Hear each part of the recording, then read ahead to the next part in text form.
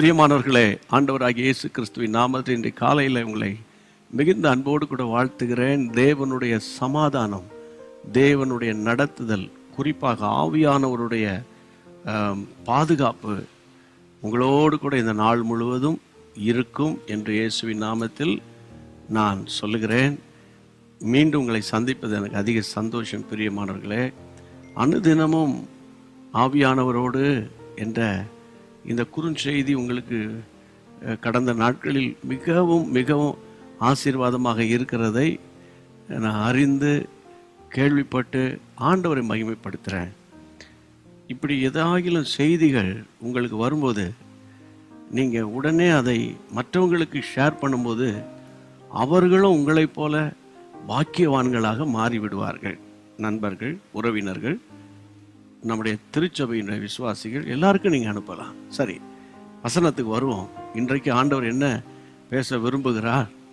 அப்போஸ்தலர் 8ஆம் அதிகாரம் 8ஆம் வசனத்தில், அந்த பட்டணத்தில் மிகுந்த சந்தோஷம் உண்டாயிற்று. அந்த பட்டணத்தில் மிகுந்த சந்தோஷம். சந்தோஷத்தில் பல வகை இருக்கு. ஒரு தனிநபருடைய சந்தோஷம், இருவருடைய சந்தோஷம், குடும்பம் முழுவதும் அனுபவிக்கிற சந்தோஷம், இப்படி பல சந்தோஷம் இருக்குது. ஆனால் இங்கே சொல்லப்பட்டிருக்கிறது 8ஆம் வசனத்தில் பட்டணம் முழுவதும் சந்தோஷம். அப்போ அந்த பட்டணத்தில் அந்த சந்தோஷத்துக்கு யார் காரணம் அப்படின்னு பார்த்தா, அந்த 8ஆம் அதிகாரத்தில் உங்களுக்கு தெரியும், பிலிப்பு என்ற ஒரு சுவிசேஷகன், ஒரு சுவிசேஷ ஊழியர் போய் இயேசுவின் நாமத்தில் பிரசங்கிக்கிறார். அங்கே இருக்கிற மக்களுக்காக ஜெபிக்கிறார். ஜனங்கள் இயேசுவை ஏற்றுக்கொள்ளுகிறார்கள். அங்கு மனம் திரும்புதல் வருகிறது, சுகம் கிடைக்கிறது, விடுதலை கிடைக்கிறது, பாவிகள் மனம் திரும்புகிறாங்க. அதனால் அந்த பட்டணத்தில் மிகுந்த ஒரு சந்தோஷம். சரி, இந்த சந்தோஷத்துக்கு யார் காரணம் அப்படின்னா பிலிப்பு அல்ல, அந்த பிலிப்புக்குள்ளே இருந்து கிரியை செய்த ஆவியானவர். இந்த நாட்களில் அந்த சந்தோஷத்தை கர்த்தர் உங்களுக்கு தர விரும்புகிறார்.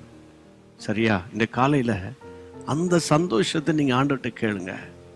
அப்போ இதனுடைய முக்கியமான ஒரு இது எங்கேருந்து தொடங்குதுன்னு உங்களுக்கு சொல்லணும் இல்லை? அப்போஸ்தலர் 2ஆம் அதிகாரத்தில் 120 பேர் அந்த மேல் மாடியில் கூடியிருந்த போது அவர்கள் மேல் ஊற்றப்பட்ட அந்த பரிசுத்தாவின் அபிஷேகம்தான்.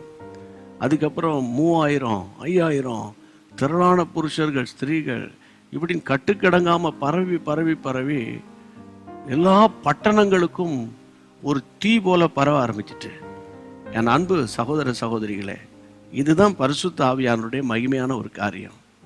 1904ஆம் வருஷத்தில் இங்கிலாந்து பக்கத்தில் வேல்ஸ் தேசத்தில் ஈவான் ராபர்ட்ஸ் என்ற ஒரு மனிதனுக்குள்ள பரலோக அக்கினி விழுந்தது. தனித்து ஜெபித்தார். வேல்ஸ் தேசம் முழுவதும் ஒரு எழுப்புதல் வந்தது. சாராய கடைகள் மூடப்பட்டது, சினிமா கொட்டகைகள் மூடப்பட்டது, நடன அரங்குகள் மூடப்பட்டது. பட்டணம் முழுவதும் சந்தோஷம்.